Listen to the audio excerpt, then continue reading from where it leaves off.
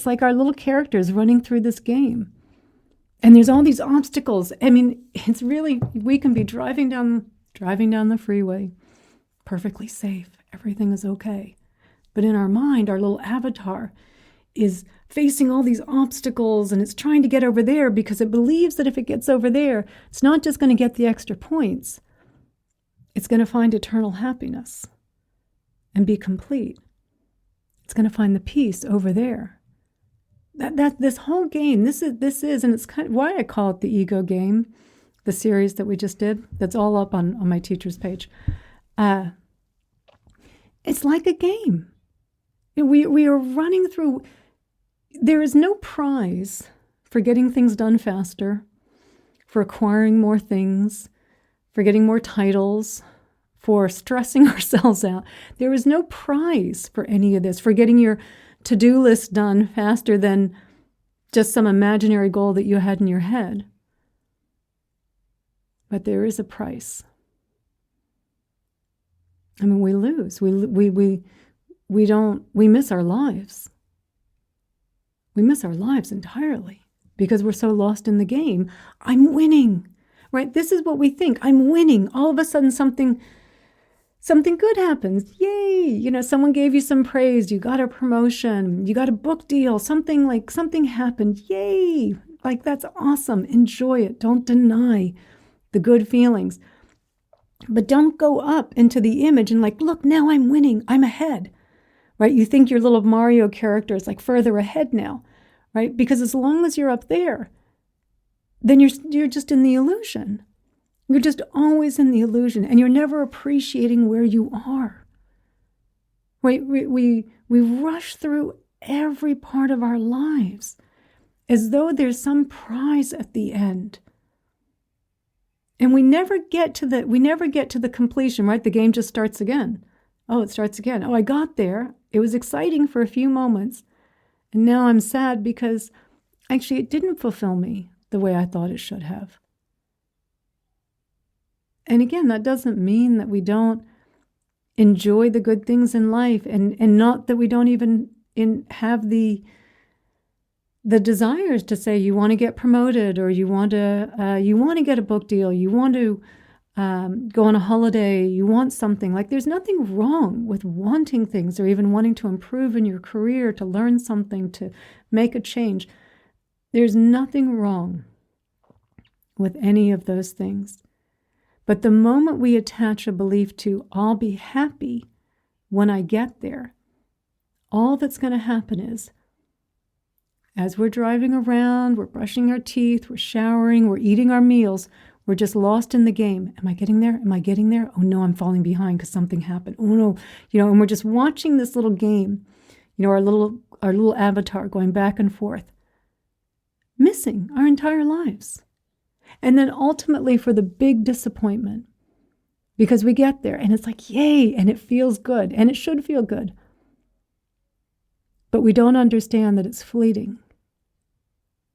That new promotion, the new title, the new partner, the new car, the new holiday, they're just fleeting experiences. They can't complete you. So then the disappointment sets in. Oh, that didn't work. What next? Well, I guess it wasn't the VP role. I guess I better go for the senior VP role. Let me go back up and start chasing again. We're rushing through just the little things. We're in our house doing the dishes. I talk about the dishes a lot. Because we tend to think of doing the dishes as not part of life. And we're rushing through the dishes. The mind, there's nothing really, it's nothing even that, I just want to get done with the dishes so I can, hop on the sofa and watch something, right? You've got something to watch on Netflix with your partner or something. And you're rushing through the dishes. The dishes, by the way, that at one point you were on a dopamine high buying, that were going to complete you. Or the new pots and pans that were going to complete you at one point, right? Rushing through, not appreciating what you've got right there, not feeling the peace that is inherent here in this moment. We're so lost in the addiction of the stress hormones that, because we've got one foot on the brake, one foot on the accelerator. And we're so lost in that feeling of always like, oh, got to get somewhere. I got to push back on that because it's stopping me from getting over there. And we're so addicted to the stress, even though it doesn't feel good, that we don't even realize how unpleasant the experience is, and that we have completely forgotten how to be. Just how to be. I mean, we tell ourselves, oh, you're maybe you're going through a busy, stressful time in your life. And we all do this when we're busy. Oh, I just can't wait until this is all over and I have nothing to do. When there's just absolutely nothing, it's going to be so great, right? An image, me, peaceful, nothing to do on the other side of all this. And then whenever we have those moments when there's nothing going on, instead of enjoying it, instead of like, this is great, there's nothing going on, you go, I'm bored. I don't like this. Something's wrong. Let me go back up into my little avatar here. There's an obstacle. I'm bored. Right? We spend time fantasizing about it only to get there. And it's like, well, I didn't really mean nothing. Right? Because we don't know how to be. We don't know how to feel. Like to feel the joy of existing. To feel and appreciate and be okay. And to just feel that sense of peace, of openness, of spaciousness. Like to use our senses to see and to hear and to touch and to taste and to smell. You know, we're eating one meal, thinking about the next meal. I mean, we're not tasting what's going on right now. We don't even know how to taste anymore.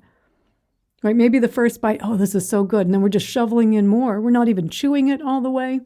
We're talking, we're watching something. We're thinking about the next meal. We're thinking about how quickly now can I all morning you're thinking about what you're going to have for lunch. You're trying to get through your lunch because now you got to get back to the office. You know, it's this endless chase. Endless chase. It's like we're living in, and as you know, Kim, because you're doing the series in the ego game, like I start out by talking, it's like we're living in a VR headset. That's the illusion. Every time we go up in this VR headset, we split ourselves into two. And the one that's in control is the one in the VR headset. That's what's directing this. And we go rushing, oh, yes, I got to go get there.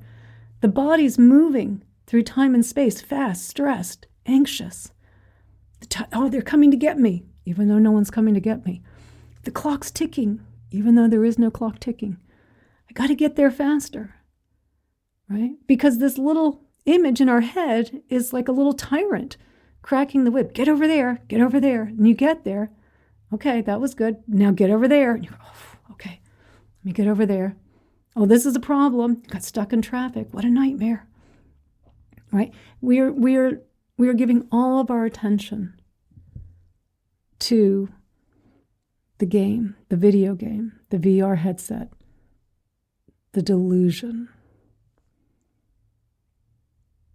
And we are missing our lives.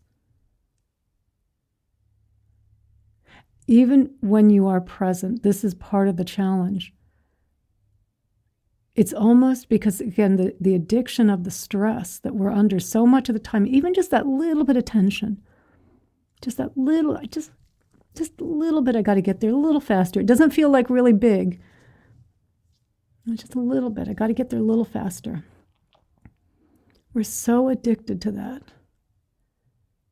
when we feel the peace, like the peace that comes for moments, just a few moments when we get there, not because of anything in the external world, but simply because the chasing went away for a few moments. The illusion went away for a moment. I got there. That's what feels so good. That peace of, I'm out of the game for a few minutes. But even then, it's like, oh, I better not stay here too long. There's something to do. There's somewhere to be. Got to get back to the stress.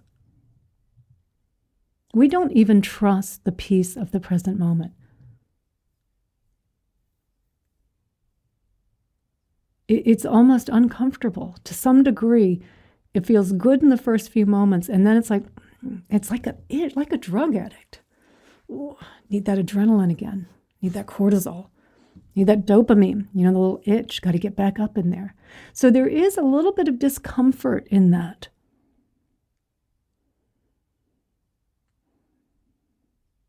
In not, kind of not going back up into the game. There's a little bit of discomfort there and going, no, I'm just going to be with it. I'm just going to feel it. Breathe. It's not going to kill you. You can feel your feelings. They're not going to kill you. And just come in and feel it. Wow, I was so lost there. I'm back. But it does, those first few breaths can feel a little bit uncomfortable as you're more consciously bringing yourself into the present moment. Actually, always consciously bringing yourself into the present moment. Right? Becoming more conscious, more aware. And then it's like, okay. And like we talked about in the meditation and at the beginning of our talk, okay, there's a little stress and anxiety here. No problem. No problem. Whatever's here is here. And I can open my heart to whatever it is that's here. And I can breathe and I can create space and I can allow it to be here. Right? Oh, stress. It's okay you're here. It's okay. You can be here. It's okay, anxiety. You can be here. Befriending our emotions. We're not, again, anytime we're pushing back, anytime we're resisting, creating a aversion, that's the illusion. Right? Because how do we push back? In our thoughts. This shouldn't be happening. I shouldn't have said that. I'm such an idiot. I'm such a loser. That's how we push back in our thoughts. So any pushing back is still the illusion. Oh, anger, you're here? Okay. Okay, my love, my anger. Okay. Not the story, but come into it. And still you can talk, right? Self-compassion is kind self-talk. Talking to ourselves in a way that brings us into our experience versus pushing us off the edge, right? So coming in, just, you can be with this. Breathe and feel it. And it's okay. And it's okay to feel whatever it is that I'm feeling right now. It is okay to feel this. And we just keep breathing and allowing it to be. And then the peace that a few minutes ago you were telling yourself you're not getting there fast enough. You're like, it was here. It was here the whole time. And it wasn't because I needed to have some experience of being peaceful. I just needed to be with my experience. I just needed to feel it. I just needed to accept and welcome it and open my heart to it. And it was here.